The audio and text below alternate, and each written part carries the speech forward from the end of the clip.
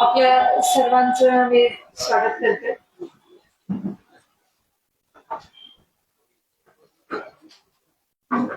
जिल्हा परिषदेचे म्हणजे निकाल 9 फेब्रुवारीला निकाल लागला आणि जवळपास आता आज 5 महिने झाले म्हणायला हरकत नाही.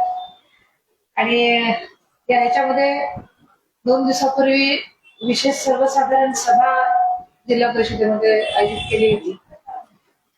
त्या अनुषंगाने आणि 5 महिन्यामध्ये आम्ही सगळ्यांनीच जे काय अनुभवत आहोत ते आपल्या सगळ्यांच्या सोबत शेअर करावं, हे सगळं सांगावं, यासाठी खरं तर आज आपल्याला अतिशय कमी वेळामध्ये आम्ही निमंत्रित केलेलं आहे. जिल्हा परिषदेमध्ये 18 बीजेपी, 12 राष्ट्रवादी अपक्ष असे हे मिळून एकनाथ शिंदेचा गटाचे एक जण म्हणजे 34 मेंबर सत्तेमध्ये आहेत, काम करत आहेत.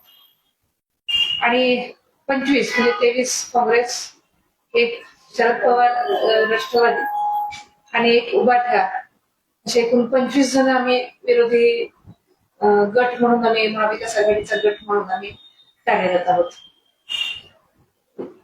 मागच्या 4 वर्षापासून जिल्हा परिषदेमध्ये प्रशासक आणि त्यांचा कार्यकाल झाला. 4 वर्षामध्ये या अधिकाऱ्यांना जे लोकप्रतिनिधी नसल्यामुळे सगळं एक हाती कारभार ज्याला म्हणता येईल तसं अशा पद्धतीचं 4 वर्ष जिल्हा परिषदेमध्ये काम झालेलं आहे.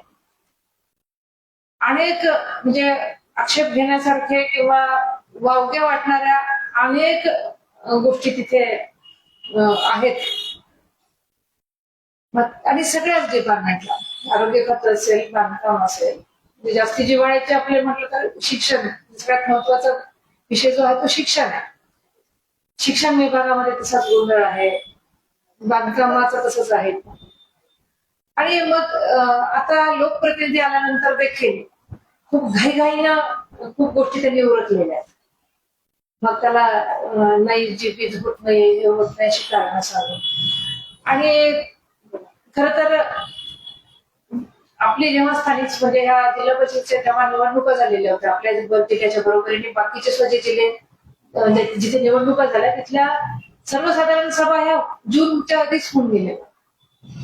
पण आज म्हणजे लातूर जिल्हा परिषदेमध्ये सर्वसाधारण सभा देखील घेतली गेली नाही. ते पहिला मुद्दा तर आमचा आक्षेपाचा हाच आहे की म्हणजे विशेष सर्वसाधारण सभा बोलवण्याची वेळ या मंडळीवरती आलेली. आचारसंहितेचं कारण सांगितलं जाते, पण आचारसंहिता ही सगळीकडेच होते. स्थानिक स्वराज्य संस्थेच्या निवडणुका ह्या धाराशिव जिल्ह्यामध्ये होत्याच, पण तिथली सर्वसाधारण सभा ही जूनमध्ये संपन्न झालेली. शेवटी कसं आहे की जिल्हा परिषदेमध्ये येऊन लोकांचे प्रश्न आपल्याला सोडवायचे, मार्गी लावायचे. जी प्रोसेस आहे, तांत्रिक मान्यता असेल, प्रशासकीय असतील, ठराव घेणं असेल, ह्या सगळ्या गोष्टी ती जी ठरलेली प्रोसेस आहे त्याच्यामधून जायला एक काळ लागतो. आणि त्याच्यामुळे स्पीड घेणं गरजेचं आहे. आणि विशेषतः या पार्श्वभूमीवरती की जिथे 4 वर्ष प्रशासकाने कारभार केलेला आहे पूर्ण जिल्ह्याचा, आणि त्या पार्श्वभूमीवरती खरं तर या मंडळांनी तातडीनं सर्वसाधारण सभा घेण्यासाठी प्रयत्न करायला पाहिजे होते. वारंवार तोंडी आम्ही आग्रह करत होतो की आपण लवकर घेऊयात, आचारसंहिता लागली तर परत सगळं वेळ होईल. आणि 4 वर्षाचा निधी हा 15 वित्त आयोगाचा निधी जो आहे तो 2022-23, 23-24, 24-25 आणि 25-26 अशा 4 वर्षाचा निधी आलेला आहे. आणि ग्रामीण भागातले जर प्रश्न बघितले तुम्ही तर जे पहिला प्रश्न जो असेल तर तो रस्त्याचा प्रश्न आहे. अतिशय चाळण झालेली रस्त्याची सगळ्याच पूर्ण जिल्ह्यामध्ये. अंतर्गत रस्ते म्हणजे बाहेरच्या मोठ्या रस्त्याचं मी म्हणत नाही, पण जिल्हा परिषदेच्या अंतर्गत जे रस्ते येतात त्या रस्त्याची अतिशय दुरावस्था झालेली. शाळेच्या बाबतीमध्ये तसंच आहे, म्हणजे सगळ्याच विभागामध्ये. आणि मग हे असं असताना तातडीनं सर्वसाधारण सभा घेण्यासाठी आताची निवडून आलेली बॉडी ही अयशस्वी झाली असं माझं ठाम मत आहे. कारण घाबरतात कोणाला. सर्वसाधारण सभा घेतल्यानंतर सदस्य विचारतात याचं काय झालं, याचं काय झालं, आणि हे प्रश्नांची उत्तरं द्यायची नाहीत, खुलासे करायचे नाहीत, आणि वेळ लांबून न्यायचा म्हणून या पद्धतीने यांचा कार्यक्रम सुरू आहे, हा माझा स्पष्ट आरोप आहे. स्थायीच्या 3 बैठका झालेल्या आहेत. स्थायी म्हणजे महत्वाची समिती आहे.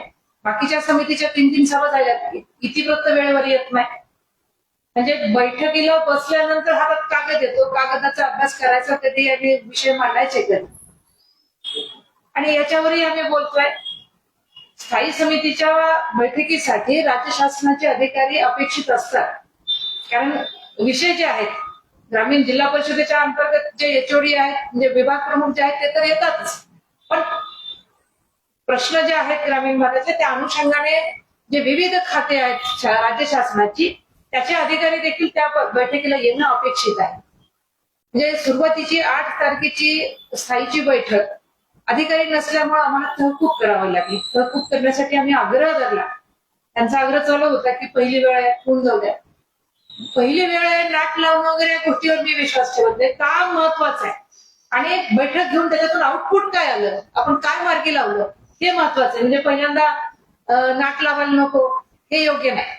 आणि मग हा आग्रह धरल्यानंतर बैठक तहकूब झाली. 11 तारखेला ती बैठक झाली, आणि त्या दिवशी 1-2 अधिकारी सोडले तर झाडून सगळे अधिकारी उपस्थित होते. म्हणजे तुम्ही त्या जिल्हा परिषदेच्या त्या अधिकारात बसल्यानंतर तुमचे अधिकार वापरले पाहिजेत. तो धाक प्रशासनाला वाटला पाहिजे. लोकप्रतिनिधी निवडून आलेले आहेत, लोकांच्या कामासाठी ही जिल्हा परिषद काम करते, आणि अशा वेळेला सगळे अधिकारी ज्या अधिकाऱ्यांच्याकडे जिल्ह्याभरातल्या लोकांचे, ग्रामीण भागातल्या मंडळीचे जे प्रश्न आहेत ते सोडवण्यासाठी सगळ्या अधिकाऱ्यांनी तिथे उपस्थित राहणं आवश्यक आहे. आणि मग 11ची बैठक झाली. अशा 3 बैठका स्थायीच्या झाल्या. पण पहिल्या बैठकीत विचारलेले प्रश्न अजूनही 3ऱ्या बैठकीपर्यंत ही मार्गी लागत जर नसतील तर आम्ही म्हणतो की त्या स्थायीच्या बैठकीलाही काही अर्थ नाही. म्हणजे प्रश्न विचारलेला एक आहे, अजूनही हा माझ्याकडचा आहे का तुझ्याकडचा आहे याच्यावर जर चर्चा होत असतील तर मार्ग कधी निघणार आणि लोकांची काम होणार कशी. आणि जलव्यवस्थापन म्हणजे लोकांच्या पिण्याच्या पाण्याचा प्रश्न हा जिव्हाळ्याचा विषय आहे. आणि यावर्षी तर आपण एल निनो ह्या सगळ्या बातम्या ऐकूनच आपण बऱ्यापैकी मनातून भेदरलेलो आहोत की काय वाढवून ठेवलंय आपल्या पुढं. दुष्काळाची परिस्थिती समोर येते का, कारण आभाळ आलेलं आहे पण पाऊस पडत नाहीये. म्हणजे टीव्हीवरच्या बातम्या पावसांच्या बघून ती पण भीती वाटते, आणि दुसरी काळजी ही वाटते की आपलं पाणी नसताना आपलं कसं होईल.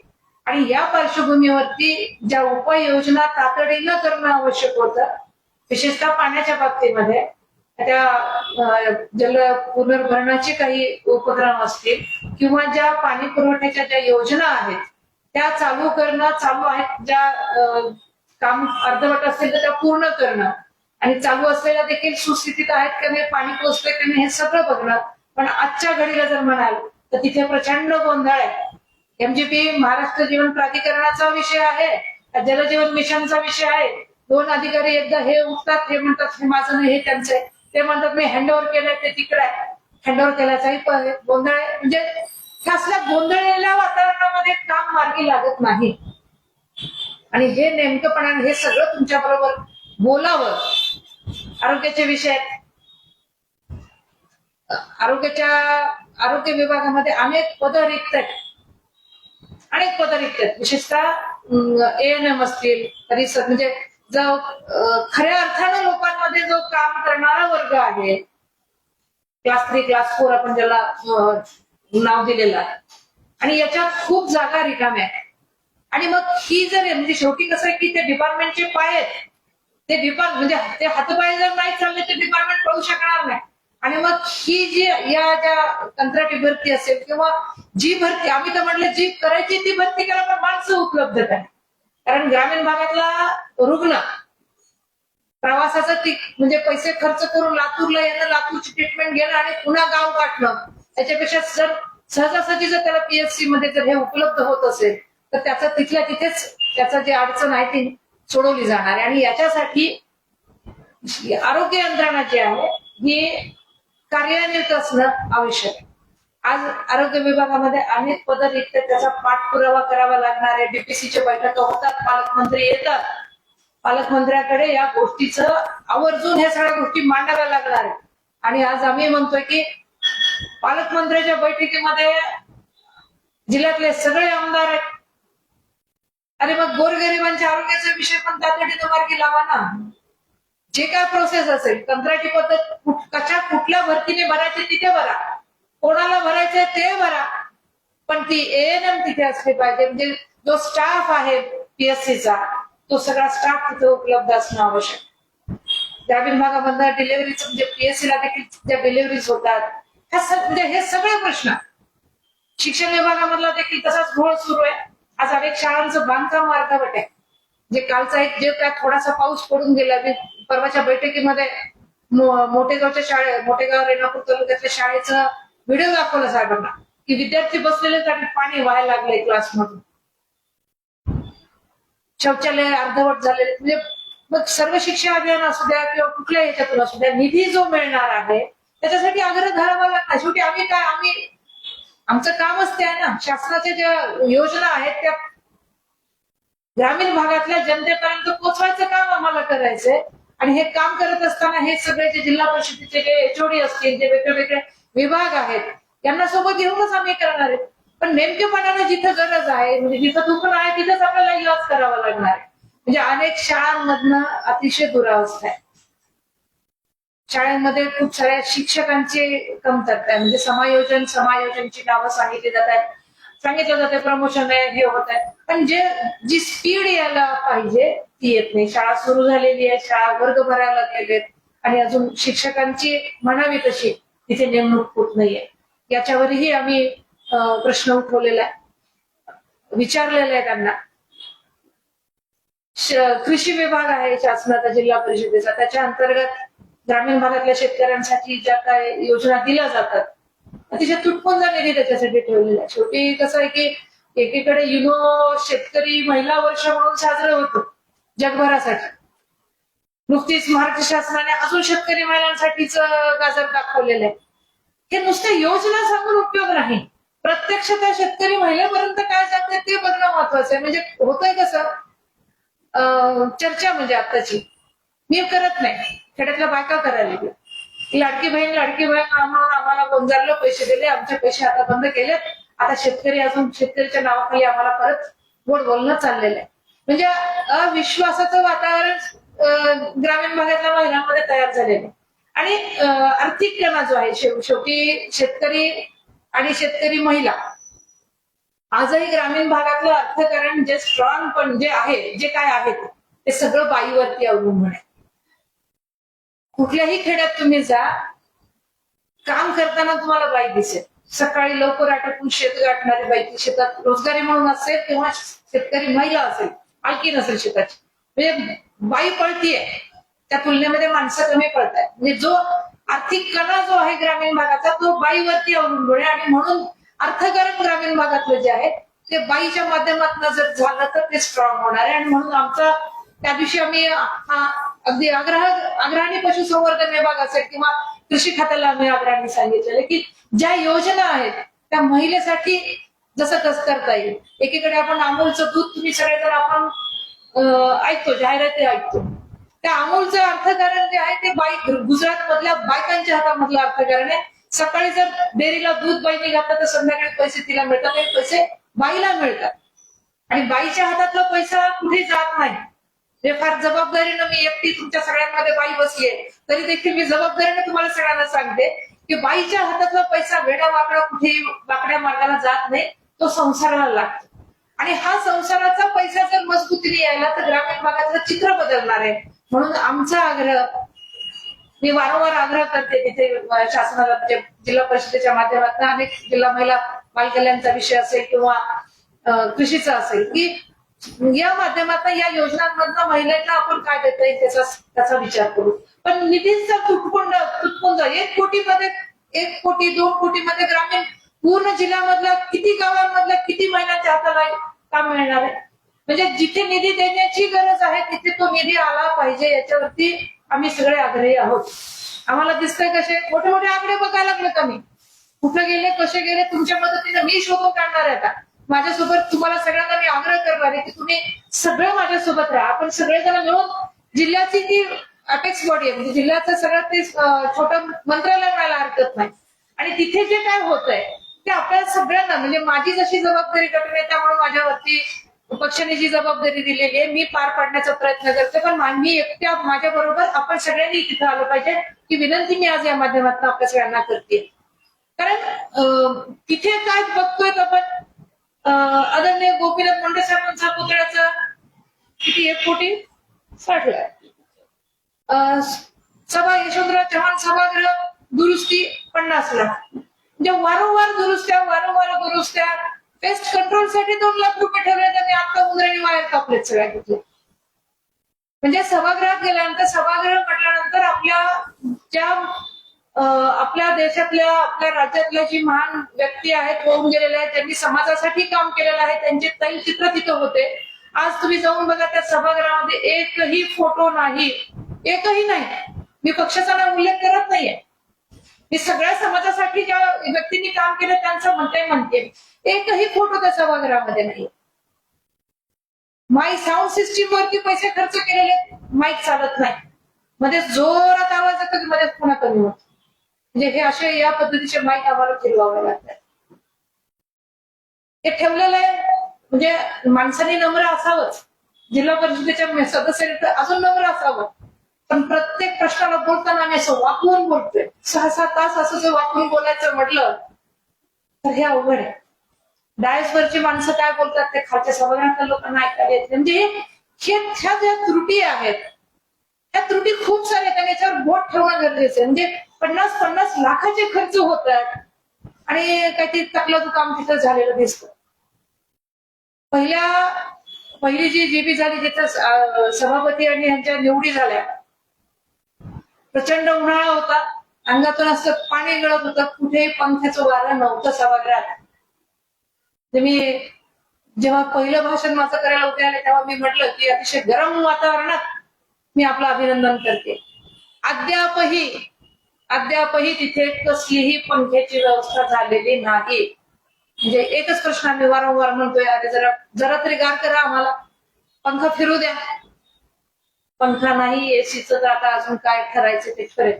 म्हणजे बिल्डिंगचे तुमचे बिल्डिंग दुरुस्तीचे आकडे जर बघितले तर सगळा आकडा तर कोट्यावधीचे उड्डाणच आहे. अध्यक्ष उपाध्यक्ष सभापतीची दालनांवरती लाखो खर्च आहे. 50 लाखाची त्यांनी तरतूद केली ती 7 खर्चले. एक झाल्यानंतर एक उरले. मी म्हटलं बघा कोणाला एकामध्ये काय होत असलं तर. डीएचओच्या केबिन असतील अनेक एचओडी आहेत त्यांच्या केबिन. म्हणजे मग केबिन दुरुस्तीसाठी केबिन झकाझक करण्यासाठीच आपण आहोत का? हा पैसा सगळ्यांचा आहे. जिल्हा परिषदेचा जे उत्पन्नाचा जे स्रोत आहे त्यामध्ये मध्ये येणारा पैसा हा आपला पैसा आहे. आपल्या लोकांचा पैसा आहे. आणि मग त्या प्रत्येक रुपयाचा खर्च कसा झाला विचारण्याचा अधिकार तुमच्या माझ्यासाठी सगळ्यांनी की आमचे पैसे ते कुठे गेले. आणि हे जर हिशोब विचारायला बसलो तर चालू आहे सध्या फक्त हिशोबच विचारते मी. नुसते कागद यायला लागले. अभ्यास करणार आहे मी काही फक्त बघून बसणार नाही. पण हे किती दिवस 5 महिने झाले आज निवडून येऊन अजूनही ठोस त्या जिल्हा परिषदेमधनं कोणासाठी काम केलंय असं नाही.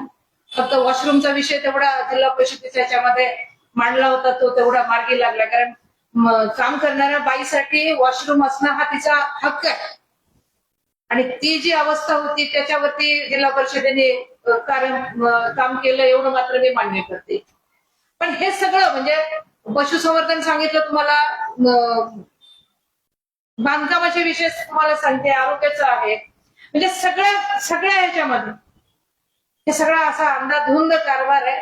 आणि ज्या गतीनं जिल्हा परिषदेचं कामकाज व्हायला पाहिजे होतं ती स्पीड अजूनही तिथे आलेली नाही. जिल्हा परिषद चालवायला कोण अध्यक्ष चालवायला लागलेत. मध्यंतरी एक व्हिडिओ आपल्यापर्यंत पोहोचला होता की जिल्हा परिषद अध्यक्ष मॅडमचे स्वीय सहाय्यक असलेले ते मोठमोठे आश्वासन देत होते की आपल्याजवळ बक्कळ पैसा आहे वगैरे. तो बक्कळ पैसा दालनांमध्ये दिसायला लागलाय आम्हाला. पण नियुक्त्या करत असताना सुद्धा आमचं कोणाशी वैर नाहीये. आम्हाला हा माणूस नको, तो माणूस नको, कसलाही माणूस द्या, आम्ही त्याच्याकडे काम करून घेऊ. पण नेमत असताना जे काय नियमावली शासनानं घालून दिलेली आहे त्या नियमावलीमध्येच या नियुक्त्या झाल्या पाहिजेत, याच्यावरती आम्ही नक्कीच लक्ष देऊ. आणि त्याप्रमाणे आम्ही तो आग्रह धरला, तो बदल आम्ही करून घेतलेला. पण हे करत असताना शेवटी रस्त्याचे विषय आम्ही मांडतो. परवा 4 दिवसापूर्वीच अंबेजोगाई लातूर अंबेजोगाई रस्त्यावरती खानापूर फाटा नावाचं आहे, तिथे त्या रस्त्याला एक शाळेची व्हॅन, म्हणजे शाळेतले मुलं घेऊन जाणारी गाडी उलटली. गुडघे उडाले, खड्डे तिथे झालेले. पहिल्या मीटिंग बसला आम्ही आग्रह करतोय की अरे रस्त्याचं बघा काहीतरी, बजेट नसेल तर किमान मुरुम टाकायची तरी व्यवस्था करा. जो गुत्तेदार आहे त्याचं ते 2 वर्षापर्यंत त्याची दुरुस्ती काही असेल, त्यामध्ये निकषामध्ये काही बसत असेल तर त्यांच्याकडनं कामं करून घ्या. पण अद्यापही कुठलंही काम झालेलं नाही. आणि मग राज्य शासनाचे जे रस्ते राज्य शासनाचे पीडब्ल्यूडीचे आहेत त्याच्यासाठी ते अधिकारी जर तिथे येत नसतील तर सांगणार कोणाला? आणि हे सगळ्या म्हणजे ह्या विभागांच्या बाबतीमध्ये तसंच आहे, एमएससीबीच्या अधिकाऱ्यांच्या बाबतीमध्ये सुद्धा तसंच आहे. हे अशा पद्धतीचं कामकाज चालू आहे. आणि हे सगळं तुमच्यापर्यंत मांडावं त्यासाठी खरं तर आज तुम्हाला आवर्जून बोलून घेतलं. कारण परवाच्या दिवशी सर्वसाधारण सभा झाली, सर्वसाधारणच्या विशेष सर्वसाधारण झाली. आयत्या वेळी कुठले विषय आम्हाला मांडतात तिथे आलेले नाहीत. जे याच्यावरती आले विषय तेवढेच मांडले. ही सुद्धा म्हणजे जेमतेम कधी 26 तारखेला पत्र काढलं, 7 तारखेची सभा, मला स्वतःला एक 5 दिवसासाठी ते नोटीस मिळाली. म्हणजे हे सगळं गलथान कारभार ज्याला म्हणता येईल ना, हा गलथान कारभार सुरू आहे. प्रशासकाला अजूनही वाटत नाहीये की लोकप्रतिनिधी तिथं निवडून आलेले आहेत आणि इथून पुढचं जे कामकाज आहे ते नियमामध्ये करायचंय. हा धाक अजूनही 5 महिन्यामध्ये अजूनही प्रशासनाला बसलेला नाही किंवा दिला गेलेला नाही. फक्त चाचपडणं चाललेलं आहे. आणि असं चाचपडण्यात कालचा दिवस आज येत नाही. आमची तुमच्या माध्यमातून विनंती आहे की गती घ्या, स्पीड घ्या. कामं खूप आहेत. म्हणजे रात्रंदिवस काम केलं तरी कामं संपणार नाहीत, एवढी कामाची तिथं यादी आहे. अनेक शाळेतली मुलं आपल्यासाठी वाट बघतायत. जिल्हा महिला बाल कल्याणचा विषय त्या दिवशी तसाच झाला. आपल्यापैकी काही जण त्या कार्यशाळेसाठी उपस्थित होते. म्हणजे कार्यशाळा म्हटलेले, बॅनर लावलेले महिला मेळाव्याचं, एवढी ही अक्षम्य चूक आहे. म्हणजे विषयाचं गांभीर्य, एकल महिला हा आधीच महिला हा विषय सेन्सिटिव्ह आणि म्हणजे खूप काही ज्याच्यासाठी करावं लागतं तो घटक, आणि त्याच्यामधून पुन्हा एकल महिला म्हणजे जिच्या घरामध्ये कोणी करता माणूस नाही, ती बाई धडपडते तिचे लेकरं मोठे करण्यासाठी. आणि या महिलेसाठी काय करता येईल याच्या सूचना आपल्याला समाजातून काम करणाऱ्या मंडळीतनं घेणं आवश्यक होतं. तर त्या दिवशी ज्याच्यासाठी हे करायचंय त्याच्यामध्ये एकही एकल महिला बोलवलेली नव्हती. मग कसली कार्यशाळा घेताय तुम्ही? करताय कसे? फक्त कागदकळे करायचे? उपयोग काय त्या कार्यशाळेचा? आणि कार्यशाळा आहे तर त्याला नियम म्हणजे कार्यक्रम पत्रिका असते, काय विषय मांडायचे, कशा पद्धतीने मांडायचे याचंही भान अधिकाऱ्यांना नाही. बॅनर लागलेले महिला मेळाव्याचं त्याच्याकडेही पदाधिकाऱ्यांचं लक्ष नाही. काय चाललंय ते म्हणजे सांगायला पुढे तयार नाही. मग ह्या अशा पद्धतीनं जर कामकाज होणार असेल, म्हणजे जिल्ह्यामध्ये अर्ध्या संख्येने असणाऱ्या महिला, त्या महिलांसाठी काम करणारा जिल्हा महिला बाल कल्याणचा विभाग, त्यामुळे नुसता महिला नाही तर लेकरं पण आहेत त्याच्यामध्ये. म्हणजे एवढा मोठा विभाग आहे आणि त्याची उदासीनता जर एवढी असेल तर कामाचं आउटपुट कसं येणार? आम्ही नक्कीच अंकुश ठेवून आहोत. आम्ही बोलणार, जिथं चुकतं तिथं बोलणार. नाहीतरी विरोधी पक्ष म्हणूनच तुम्ही आमच्याकडे बघतात, आमचं बोलायचं काम आहे, आम्ही बोलणार. पण हे कुठेतरी प्रत्येकाने जबाबदारी ओळखली पाहिजे. म्हणजे पदाधिकाऱ्यांनी देखील त्यांना काय काम करून घ्यायचंय हे समजलं पाहिजे. सभापती असतील, अध्यक्ष असतील, उपाध्यक्ष असतील, यांनाही या एचओडी असतील किंवा यांच्या शासकीय यंत्रणेकडनं काम कसं करून घ्यायचंय आणि किती वेळात करून घ्यायचंय ह्याचं भान ठेवावं लागणार आहे. आणि प्रशासनामधले जे अधिकारी आहेत त्यांना देखील आपल्याला लोकांसाठी काम करायचंय ही जबाबदारीची जाणीव असणं आवश्यक आहे. अजून थोड्या रस्त्याचे विषय सांगते मी. रस्त्याची कामं जी झालेली आहेत, प्रशासनाच्या काळामधल्या रस्त्यांच्या कामाची आम्ही यादी मागवलेली आहे. पण म्हणजे जेव्हा सभा आहे म्हटल्यानंतर इतक्या ठिकाणावरून फोटो आलेत, व्हिडिओ आलेत. 60 लाखाची काम आहेत, 60 लाखाच्या पेक्षा अजून जास्ती किंमतीची काम आहेत. पण इस्टिमेट मध्ये सगळे बीबीएम आहे, खडी आहे, डांबर आहे. पण प्रत्यक्ष जर तिथे बघितलं तर फक्त डांबर ओतलेलं आहे. त्या बीबीएम म्हणजे मोठ्या खडीचा पत्ता नाही, खडीचा पत्ता नाही, आणि अशा पद्धतीचं जर काम होत असेल तर ते रस्ते टिकणार नाहीत. आणि एकदा एका रस्त्यासाठी आलेला निधी आल्यानंतर दुसरा निधी यायला खूप वेळ लागतो. मग हे जी कामं आहेत ही दर्जेदार कामं करून घेण्यासाठी त्या सर्कल मधल्या जिल्हा परिषद सदस्यांना काम सुरू असताना एकदा जावं, काम संपल्यानंतर एकदा जावं, असा आग्रह, असा नियम करा, असा आग्रह आम्ही आमच्या वतीनं जिल्हा परिषदेला अध्यक्ष मॅडमच्याकडे केलेला आहे. काम चालू असताना एवढ्यासाठी की ते खरंच काय गुणवत्तेचं काम व्हायला लागलेलं आहे, आणि मग काम झाल्यानंतर ते काम व्यवस्थित झालंय की नाही झालंय. आणि लोकसहभाग आमच्या परिणत आम्ही लोकांचा सहभाग याच्यामध्ये घेतोय. लोकसहभाग एवढ्यासाठी की तुम्ही लक्ष करा, तुमचं गाव आहे, आपलं गाव, आपला रस्ता आहे, आणि मग तो रस्ता चांगला होतोय का नाही हे बघण्याचं काम गावकऱ्यांचं पण आहे. आणि ती गावकऱ्यांची जबाबदारी सुद्धा आम्ही आमच्या माध्यमातून करून द्यायचा प्रयत्न आम्ही करायला लागलेलो आहे. मला वाटतं हे प्रास्ताविक खूप झालं का? खूप आहे सांगण्यासारखं, म्हणून मला असं माझी गाडी एकदा सुरू झाली की थांबायचं नाही, तर दिसायला लागलं तिथे हे आहे, हे आहे, हे आहे. तुम्ही अजून काही तुम्हाला विचारायचं तर विचारा. जिल्हा परिषदेच्या सर्वसाधारण मुदत किती व्हायला पाहिजे? 3 महिन्याच्या आत एक सभा व्हायला पाहिजे, म्हणजे किमान 4 तर म्हणजे 4. तर 4 सभा जर सर्वसाधारण सभा होणार असतील तर आता 16 मार्चला अध्यक्षांनी पद ग्रहण केलं आणि तिथून पुढे साधारणतः 4.5 महिन्यानंतर सभा घेण्यात आली.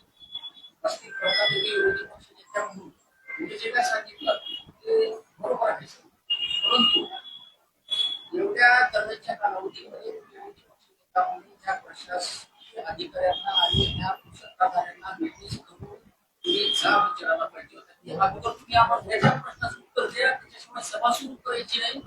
तुम्ही सर्वसाधारण सभा कशामुळे उशिरा आयोजित केली त्याचे कारण स्पष्ट करा, लेखी स्वरूपामध्ये स्पष्ट करा, आणि सिंपलच्या ऍक्ट प्रमाणे ही आजची सभा विशेष सभा कशासाठी बसतं का हे तुम्ही काल विचारायला पाहिजे. आचारसंहितेचं कारण पुढे करून त्यांनी आम्हाला गप्प केलेलं आहे. आणि कारण 15-20 जास्ती दिवस होते. आणि कालची जी सभा होती, विशेष सर्वसाधारण सभा त्यांनी जी बोलवली त्याचं कारण सगळ्यात महत्वाचं होतं की 15वा वित्त आयोगाचा जो आराखडा यापूर्वी प्रशासनाने तयार करून जो पाठवलेला होता शासनाला, तो आराखडा बदलण्याचा परवाच्या सभेचा विषय होता. त्या 15व्या वित्त आयोगाच्या संदर्भात सुद्धा आमचा आग्रह, 15व्या वित्त आयोगाचा निधी जो आलेला आहे तो लोकसंख्येच्या नुसार तो निधी येतो. लोकसंख्या जी आहे त्या जिल्ह्यातली त्यानुसार तो निधी येतो. त्याच्यासाठी काल आम्ही बऱ्यापैकी सभागृहाचं कामकाज आम्ही सगळ्यांनीच रोखून त्याला विरोध केलेला होता की आराखडा बदलताय, पण आराखडा बदलत असताना तुम्ही सर्व जो आलेला निधी जो आहे हा समान पद्धतीनं वाटला गेला पाहिजे. त्याच्यावरती सत्ताधाऱ्यांच्याकडनं देखील गोंधळ घालण्यात आला की आम्ही याच्यावर मतदान घेऊ, आणि अध्यक्ष मॅडमची मान अजिबात म्हणजे हलायची थांबतच नव्हती की त्याला देणार नाही असं. म्हणजे हे कालची जी सभा होती, विशेष सभा जी होती ती केवळ 15वा वित्त आयोगाचा जो आराखडा होता तो बदलण्यासाठीचा सभा होती.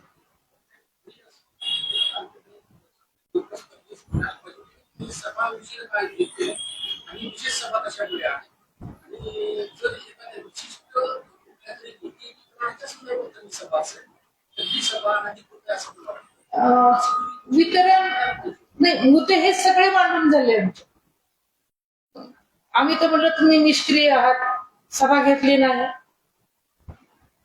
आचारसंहितेचं कारण, आणि हा वितरणाचा समान होत. वितरणाचा विषय काल काहीही झाला नाही, आराखडा बदलण्यासाठीची मान्यता. गोंधळ आम्ही त्यांना आग्रह करत होतो की आम्ही आराखडा बदलू, पण तुम्ही आता आम्हाला शब्द द्या, कारण 1 एप्रिल पासून आम्ही पत्रव्यवहार चालू आहे आमचा की सर हा जो आलेला निधी आहे हा लोकसंख्येच्या नुसार आलेला निधी आहे आणि याचं समान वाटप व्हावं. कारण आतल्या खासगीतल्या त्यांच्या ज्या गोष्टी आहेत ह्या वेगळ्या आहेत, त्या मी आज तुमच्या समोर मी सांगणार पण नाही. पण आणि ही चर्चा वाढल्यामुळं आमचा काल आग्रह हा होता की तुम्ही आजच आम्हाला सांगा की हा निधी समान तुम्ही वाटणार आहात. या संदर्भामध्ये एक कमिटी स्थापन करा. त्याच्यामध्ये विरोधक आणि समान निधी वाटपासाठी समान निधी देत. क्षेत्रीय कमिट्या हे जे 15 वित्त आयोगाचा जो निधी आहे त्या कामासाठी वेगवेगळ्या हेड खाली जे कामं करायचे त्याच्यासाठी क्षेत्रीय कमिट्या स्थापन केल्या, त्या मॅडमनीच केल्या. त्यामध्ये देखील 2 जिल्हा परिषद सदस्य असतात, तेही त्यांनी त्यांचेच घेतले. तोही प्रश्न आम्ही जेव्हा त्यांना म्हटलं की किमान तुम्ही आम्हाला विचारायला तरी हवं होतं. आणि आमचा आग्रह असा आहे की तुम्ही सगळेजण मिळून जर ठरवणार असाल तर मग आमचं म्हणजे समान मिळालंय का नाही मिळालं हे बघायला माणूस कोण आहे? सगळे तुमचीच माणसं आहेत. तर त्यांनी हा माझा अधिकार आहे, कारण कागदोपत्री आहे तसं, हा जिल्हा परिषद अध्यक्षांच्या अधिकाराने हे माणसं नेमली जाते. आवाज केला पण तो नियमावरती बोट ठेवून परत अजून आम्हाला सांगण्यात आलं की हा माझा अधिकार आहे आणि तो मी माझ्या मनाप्रमाणे मी माणसं नेहमी तुम्हाला विचारायचा विषय नाही. अधिकार वापरता येईल. अध्यक्ष उपाध्यक्ष सभापती वेगळे नामधारी अधिकार वापरता म्हणजे हे कशासाठी म्हणते मी की मी विचारते, मी सांगते, मी निर्णय देऊ शकत नाही. मॅडम आम्ही जेव्हा काल आम्ही आग्रह करत होतो की समान तुम्ही शब्द द्या आम्हाला, मी आज सांगणार नाही आणि चर्चा केल्याशिवाय त्या बोलणार नाहीत. आणि अधिकार जे मी म्हणते की काय कामं करायचे ह्या अधिकार देखील त्यांनी वापरायला पाहिजे. जिल्हा परिषद बाहेरून कोणी करू शकतो. असं वाटायला लागलं, अदृश्य कुठेतरी आहे असं वाटायला लागलं. विधानसभेच्या व्यवस्थेच्या आरोग्याच्या विषयावर आपण बोलतो. पावसाळ्याचे दिवस पेरणी चालू आहे, त्या ठिकाणी झाल्याने या ठिकाणी झाल्यानंतर उगवलं तिथे सूचनांचं नाव अपेक्षित आहे. त्याच्यावर पाठपुरावा करणं अपेक्षित आहे. होय, त्या संदर्भात आपण आवाज उठवणार आहे. नक्कीच म्हणजे खत बियाणं म्हणजे बियाण्याच्या बाबतीमध्ये तर मी स्वतःच विचारलं होतं की एल निनोचा बातम्या यायला लागल्यात, पाऊस कमी आहे हे आपल्याला सांगितलं चाललंय, मग आपण काय तयारी केली आहे? कमी पावसावर येणार एखादं वाण विद्यापीठाने विकसित जर केलं असेल तर ते आपल्यापर्यंत आलंय का? खत उपलब्ध आहे का? याच्यावरती आम्ही बैठकीमध्ये आवाज उठवलेला आहे. त्याची पंचनाम्याची मागणी आता करू आम्ही, कारण काल पहिला रिपोर्ट काल आलाय आमच्याकडे की एकतर कालबाह्य काही औषधही त्यांची म्हणजे जे काही बुरशीनाशक असतील, काही इन्सेक्टिसाइड जे कीटकनाशक असतील किंवा हे जे बीज प्रक्रिया ज्याला म्हणतात ते करण्याची जे आहेत औषधं ते काही मुदत बाह्य दिली गेलेली आहेत आणि या अनुषंगाने आता ते पत्र आमच्याकडनं जाणारच आहे कृषी विभागाला.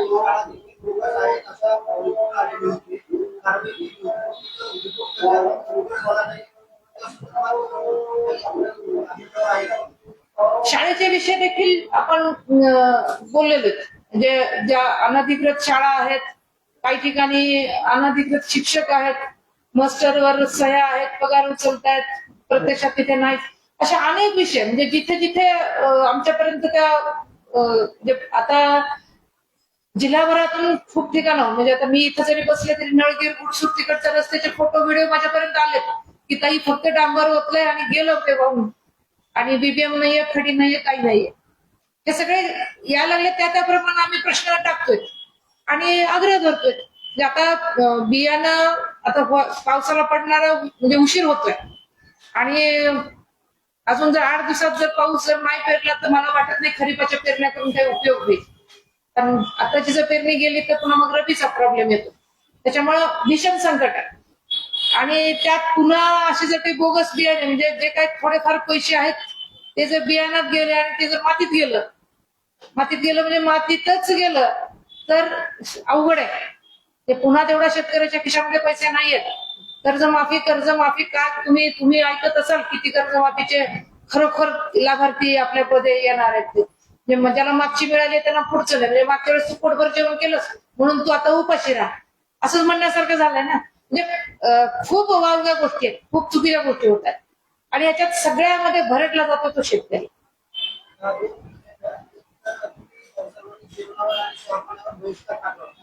तो कशासाठी टाकला होता? आणि दुसरं टाकलं आम्ही जिल्हा परिषदेमध्ये त्यावेळेस चालू होते. त्यावेळेस असं सांगितलं की सर्वांचे जागा झाले. परंतु त्याची जागा नाही येते तर बसायची सोय नाही. ते काम कसं राहणार? काम कसं होतं? जिल्हा परिषद सदस्यांनी आम्ही चहा पानावरती बहिष्कार त्या दिवशी एवढ्यासाठी घातला स्थायीमध्ये की तिसरी स्थायी आहे आणि पहिल्या स्थायीमध्ये विचारलेल्या प्रश्नांची आम्हाला जो उत्तरं मिळत नाही तो प्रश्न निकाली निघत नाहीये. म्हणजे प्रश्न किती दिवस साचवायचे. मागच्या स्थायीचा प्रश्न पुढच्या परत आलेलाच आहे. 2 स्थायीचा विषय परत तिसऱ्या स्थायीला आलेलाच आहे. म्हणजे ही प्रश्नांची संख्या वाढायला लागलेली आहे आणि त्याच्यावर तुम्ही काही करत नाही म्हणून आम्ही चहा पाणी त्यांचं काही घेतलं नाही. आणि सगळ्या सदस्यांनी फक्त आम्ही आमच्याकडनं 3 जण आहेत पण आमच्यासोबत तेही होते. म्हणजे सगळे स्थायीचे जे सदस्य आहेत ह्या सगळ्यांनीच बहिष्कार घातला. आणि तुम्हाला अजून आवर्जून सांगते की कालच्या विशेष सर्वसाधारण सभेमध्ये त्यांच्या सदस्यांचे खूप प्रश्न होते. म्हणजे असं नाही की फक्त आम्हीच त्यांना टोकायला लागलो. जे सुरुवातीचा तासभर तर आम्ही फक्त बघत होतो, बसलो होतो शांतपणाने बसलो होतो की एवढा प्रश्न म्हणजे प्रत्येक सदस्याला लोक विचारणार आहेत ना तुम्ही काय करताय आमच्यासाठी. आणि दुसरा प्रश्न तुमचा जो होता दालनाचा, आम्ही पहिल्या दिवसापासून त्यांना म्हणतोय की आम्ही तुलनेनं फार थोड्या तुमच्यापेक्षा फार थोड्या कमी आहे आम्ही आहे. आमच्याकडे तेवढ्याच संख्येनं लोक येणार आहेत विषय घेऊन आणि आम्हाला बसण्यासाठी कुठेतरी आम्हाला जागा द्या. लोकांचे प्रश्न, आमचे प्रश्न नाही, आमचे कामही नाही, आमच्याकडे कोणाचं 1 रुपयाचे काम तर जिल्हा परिषद नाही. पण ज्याच्यासाठी आम्ही तिथे गेलेलो आहोत त्या लोकांचे प्रश्न सोडवण्यासाठी लोक आम्हाला भेटायला कुठे येतील? जिल्हा परिषदमध्येच बोलू ना. आम्ही घरी बोलवणंही चुकीचं आहे, आम्ही बोलवते नाही. पण मग त्यावेळेला लोकांनी तिथे कोणाला भेटावं, तिथे त्यासाठी एक जागा आम्हाला द्या. सुरुवातीला त्यांनी आम्हाला एक अध्यक्ष मॅडमच्या शेजारचं चेंबर दाखवलं. मला फोन आला, मी घरून तिथे गेले. माझ्यासोबत पाटील ताई होते आमच्या. एक्झिक्युटिव्ह इंजिनियर जे आता बदली होऊन गेले क्षीरसागर साहेब ते आले. मापं घेतली, किती खुर्च्या बसतील ते सगळं झालं. आणि दुसऱ्या वेळेस आम्हाला सांगितलं की नाही ते तुम्हाला देता येणार नाही. का देता येणार नाही? तो माझा अधिकार आहे. म्हणजे तोही प्रश्न आमचा निकालात निघाला. मग त्याच्यानंतर आम्हाला दिली खालचं एक रूम दिली. गेल्याबरोबर आपण सरळ जातो ना जिल्हा परिषदेमध्ये, तिथे रूम दिली. अतिशय कोंदट एअरेशन विषयच नाही आणि सगळ्यात महत्वाचं त्यांचे जे खाते आहेत तिथे ते ओलांडून आम्ही जाणार, आमच्याकडे माणसं येणार, त्याचं डिस्टर्ब त्यांना होणार. आम्ही तोही मुद्दा त्यांना सांगितला की हे बरोबर नाही. आणि त्याच्यानंतर आता आम्हाला एक छोटीशी खोली दिलेली आहे. कदाचित उद्या जर मिळाली तर आपण सगळे या ना, उद्घाटन करू त्याचं.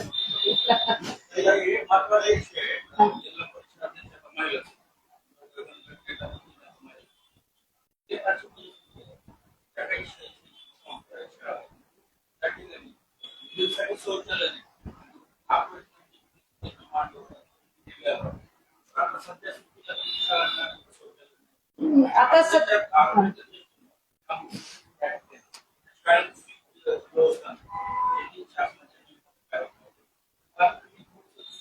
हा प्रश्न म्हणजे मी यापूर्वी जेव्हा वुमेन कमिशनला काम करतो तेव्हा हा शौचालयाचा विषय म्हणजे वॉशरूम महिलांचे मी खूप आग्रही आहे त्या बाबतीमध्ये. आणि पहिल्या बैठकीमध्ये हा विषय मी मांडला होता की महिलांसाठी, शाळेतल्या मुलींसाठी वॉशरूम असणं आवश्यक आहे. त्याचबरोबर संरक्षणासाठीची सुद्धा आपण मी आग्रहाची मागणी केलेली आहे त्याच्यामध्ये.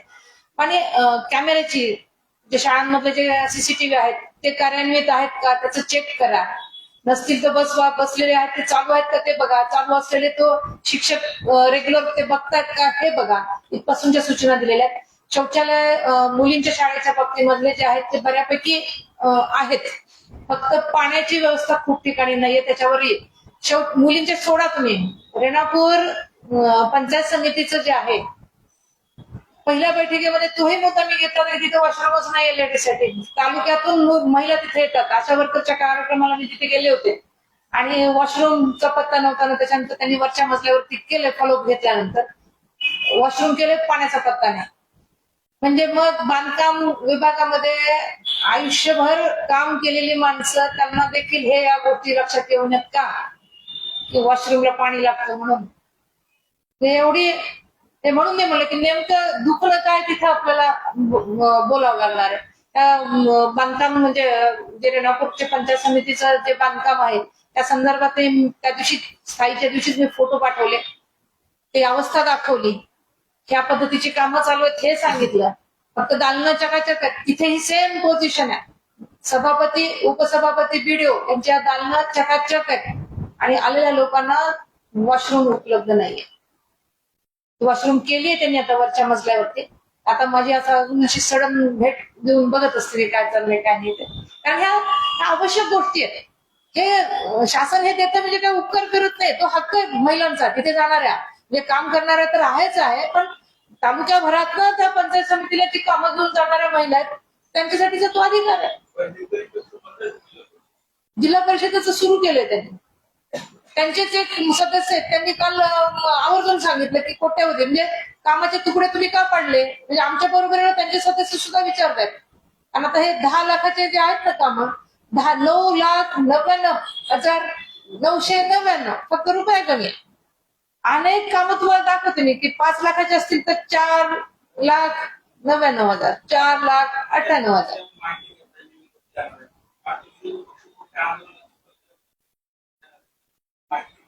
नाही, आता कसं आहे की एकदा दोनदा तीनदा आपलं काम आहे त्यांना विनंती करायचं. आरडाओरडा केला आम्ही काल काल भरपूर आरडाओरडा केला आणि आता याच्यानंतर नाही झालं तर बंद पाडू. मी त्या दिवशी आमच्या दालनाच्या बाबतीत मी त्यांना म्हटलं की काय हरकत नाही, तुमची द्यायची इच्छा नसेल. आम्हाला ते म्हणले की कुठं नियमाने सांगितलंय की विरोधी पक्षाला केबिन द्यावं म्हणून, नाहीये नियमामध्ये. म्हटलं काही हरकत नाही, आम्ही खेड्यातून आलेले माणसं सतरंजा घेऊन येतो घरून, दारात जिल्हा परिषदेच्या दारामध्ये सतरंजा टाकतो, 25 लोक घेऊन बसते आणि आमच्या बरोबर तुम्हाला सांगत होतो हे बोलले मी. त्याच्यानंतर ती छोटी रूम जी अलॉट झाली ती हे म्हटल्यानंतर सतरंजा घेऊन येते म्हटल्यानंतर ती रूम मिळाली.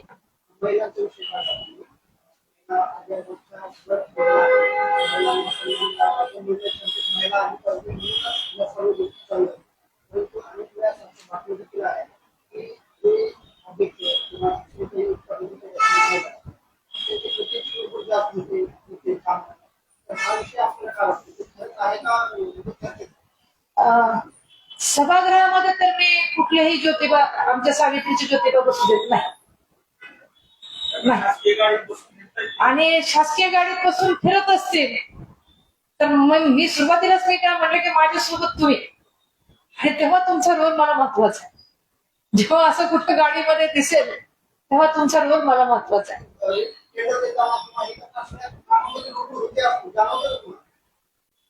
थोडस कसं आहे की वस्तुस्थिती 50% आरक्षण सरकारने लागू केलं. 50च्या पेक्षा जास्ती आम्ही आहोत. आज 59 आहेत तर 30 आम्ही आहोत, महिला आहोत. खूप जणी त्याच्यातल्या पहिल्यांदा घराच्या बाहेर पडलेल्या आहेत. खूप जणींना प्रशासकीय कामाचा अनुभव नाही, बोलण्याचा अनुभव नाही. याचा अर्थ मी त्यांच्या मिस्टरांना तिथे येऊन बसायची म्हणणार आहे का, मी अजिबात म्हणणार नाही. पण या महिलांना तयार करायचं काम म्हणजे माझ्या तर ग्रुपमध्ये मी करायला लागले की हे विषय त्यांना बोलायचे मांडायचे. थोडासा सॉफ्ट कॉर्नर म्हणायला हरकत नाही. थोडासा मी अजून एवढी धारदार होत नाहीये की समजून घेतील. कारण अध्यक्ष मॅडमने म्हटलं की मीही नवीन आहे, मला हीच थोडस आणि तेवढं दिलं पाहिजे ह्या मताची मी आहे. पण मिस्टरांनी तिथे लुडबुड करावी ह्या मताची मी नाही. प्रशासकीय अधिकारी हो, हो,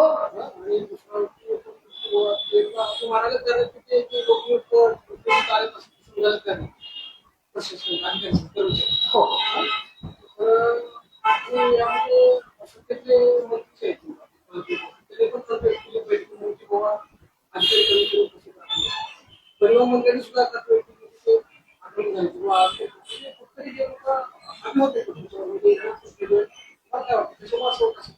नाही कसं आहे की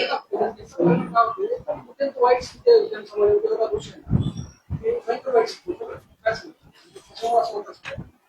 जनसामान्यामध्ये रोष नक्कीच आहे.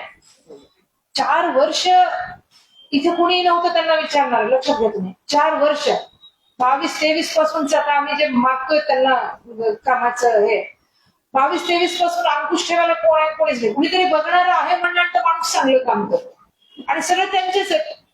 म्हणजे मी क्षेत्रीय कमिटीच्या बाबतीमध्ये स्वतः मॅडमला मी ते म्हटलं की तुम्ही आम्हाला किमान विचार म्हणजे सांगायला तर पाहिजे होतं. आमच्यापैकी 2 जे सदस्य नेमाचे ते आम्ही 25 लोक आहेत ना, 25 पैकी 1 तुम्ही घ्यायला पाहिजे होता. बॅलन्स झालं असतं, काय चाललंय ते कळालं असतं. आणि आम्हाला ते मिळणार आहे म्हणून नाही, पण जो अंकुश असतो सगळे एकच करायला लागलेत म्हटलं तर तिथं नक्की शंका निर्माण होते की नाही, होते निर्माण. काय चाललंय की मध्ये काय नाही की सगळे त्यांचेच ही शंका. खरं तर पारदर्शक कारभार ज्याला करायचा आहे ना तो असे निर्णय घेत नाही. त्यांनी आवर्जून उलट एक विरोधी पक्षाचा तिथे घेतला असता. आता प्रशासकीयच्या काळामध्ये तुम्हाला मी 8 तारखेचं मी जे सांगितलं की शासनाचे PWD असेल, परिवहनाचं असेल, वन विभागाचे असतील, पोलीस खात्याचं असेल, MSCBचे असतील, हे अधिकारी तिथे येणं अपेक्षित आहे. पण पहिल्या 8 तारखेच्या स्थायीच्या बैठकीला अधिकारी नव्हते आणि मग आम्ही ती हजेरी घ्यायला लावली. शेवटी उत्तर देणारे कोण?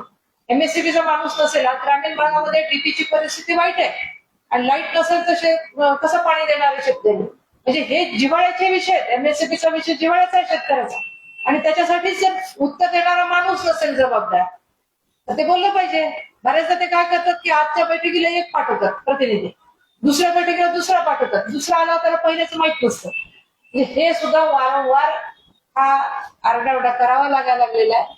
थोडी शिस्त म्हणजे जी सवय लागली आहे ना लोकप्रतिनिधींना असताना कारभार करायची, ही सवय बदलेल.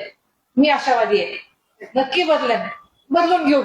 त्याच्यावरती पण मी ठाम आहे.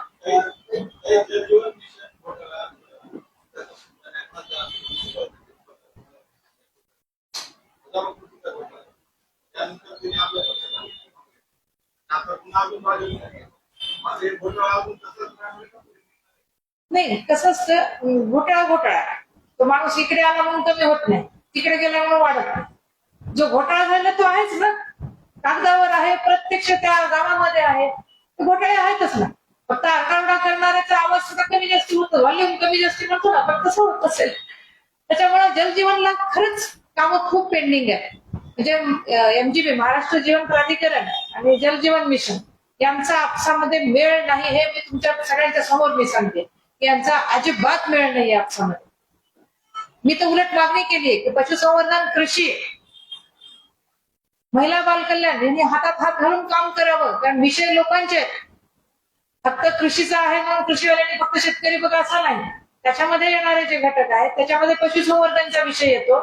शेवटी काय की या माध्यमातून आपल्याला लोकांसाठीचं काम करायचंय आणि जिल्ह्याची जी आहे प्रगतीचा आढावा आपल्याला घ्यायचा. सुदैवाने म्हणजे लातूर जिल्हा परिषदेचा एक वारसा आहे आणि तो जपायचा आहे, तो उलट तो वाढवायचा आहे.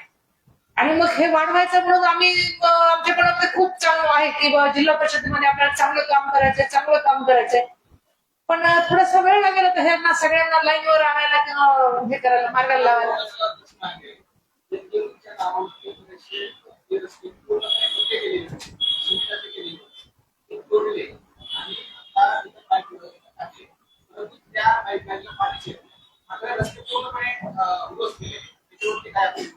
नाही, हेच विषय मांडले चाललेत सभागृहामध्ये सुद्धा. त्या विविध गावांमधनं हे प्रश्न येत आहेत की काम झालंय पण नळाला पाणी येत नाही, निकृष्ट दर्जाचं काम झालंय, काही ठिकाणांना तक्रारी अशा येतात किंवा औरतचा विषय आहे, मेळ नाहीये MGP आणि जलजीवन मिशनचा. पण आपलं म्हणणं काय आहे की तुम्ही मेळ बसवा, पाणी द्या लोकांना. शेवट आपला म्हणजे जो ज्याच्यासाठी काम करायचं ती लोक आहेत आणि त्यांना पाणी मिळालं पाहिजे. तुमचा वेळ बसवा. आणि हाच आग्रह आता देखील तोच आम्ही आग्रह करतोय की तुमचा वेळ बसवा. खूप सारे प्रश्न आता या प्रश्नांची जर यादी बघितली तर खूप होती. खूप सारे प्रश्न त्या HODच्या केबिन मध्ये मिटले गेले असले. म्हणजे हा संवाद जो आहे, सभापती असतील, HOD असतील आणि प्रश्न घेऊन अडचणीत असणारे लोक असतील, यांचे जर सभासदाला म्हणजे आमच्यासारख्या जो सदस्य आहे त्याला घेऊन हे जर विषय मांडले गेले असते तर एवढा वेळ सर्व म्हणजे विशेष सर्वसाधारण सभा चालली नसती. दुपारी 12:30ला सुरू झालेली 9:15-9:30 पर्यंत सभा चालते. म्हणजे बायफर्गेशन ज्याला म्हणतो आपण विषयाचं बायफर्गेशन केलं पाहिजे. नेमका विषय कोणाकडे बोलल्यानंतर तो सॉर्ट आउट होणार आहे ते बघितलं पाहिजे आणि तो निकाली निघाला पाहिजे.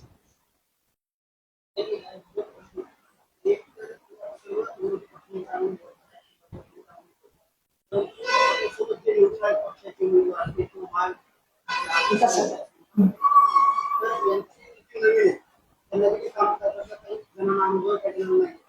या संदर्भात बैठक घेणार आहेत का? त्याचं मार्गदर्शन करण्याचं काम कसं करावं नियोजन आहे का? आम्ही प्रत्येक बैठकीच्या आधी आम्ही एकत्र बसतो, चर्चा करतो विषयांची. आम्ही सगळे बसतो, चर्चा करतो विषयांची. जलजीवनचे समितीचे मेंबर असतील ते काय प्रश्न आहेत ते समजून घेतात, कसे मांडावे हे सांगतो. बांधकामाचे विषय असतील, अर्थाचे विषय आहेत, समाज कल्याणचे आहेत. आता महादेव भाऊ आमचे समाज कल्याणचे आहेत. म्हणजे हे त्या ज्या ज्या समितीचे जे सदस्य आहेत ते त्या पद्धतीने होतं. एकत्रित ज्या गोष्टी आमच्या ठरवायच्या आहेत त्या आम्ही ठरवतो. म्हणजे आम्ही वारंवार एकत्र येतो, चर्चा करतो आणि आमच्याकडचे खूप महिला नवीन आहेत पण उमेद असणार आहेत, तयारी आहे मनाची की मला हे काम करायचं आणि त्या दृष्टीने सगळ्या जणी आमच्या काम करतात. आणि आमचे हे सदस्य ते खूप पहिल्यांदा आले, सगळेजण काम करतात. जिल्हा परिषद शाळेत दहावीच्या विद्यार्थ्यांची आणि तिथे प्राथमिकला शिकवणारे शिक्षक दहावीच्या विद्यार्थ्यांना शिकवतात. याच्यामध्ये तिथं पाहिजे एक शिक्षक 100 विद्यार्थी तेही कॅपेबल नाहीत दहावीच्या विद्यार्थ्यांना शिकवतात. सर्व जिल्हा परिषद शाळेमध्ये एवढी चांगली परिस्थिती नसते, तिथे आहे तरी जिल्हा परिषदच्या शिक्षक विभागाने तिथे लक्ष घातलेलं नाही. तर योग्य शिक्षक दिले पाहिजे असं सर्व नागरिकांचं तिथल्या विद्यार्थ्यांचं सुद्धा म्हणतो. पण याच्यात जिल्हा परिषद राज्यात कसली भूमिका निभावते त्याची माहिती घेऊन म्हणजे तिथल्या खरवाड सर्कलच्या गोटभरले ताईंनी जरी हा विषय मार्गी नाही लावला तरी हा विषय मी मार्गी लावेन. मी विचारेन खरवाडच्या सरांचा शिक्षण विभागालाही मी विचारेन, तालुक्याचे जे आहेत त्यांनाही चौकशी करेन, प्रत्यक्ष परिस्थिती काय आहे तेही बघू आणि मार्गी लावू. म्हणजे फक्त माझ्या फक्त कामखेड्याच बघणार आहे असा विषय नाही. जिल्ह्याभरात कुठूनही तक्रार आली, कुठूनही अडचण आली तर त्या अडचणीसाठी निराकरण करण्यासाठी आम्ही सगळे आहोत. म्हणजे मी एकटीच नाही, आम्ही सगळेजण आहोत.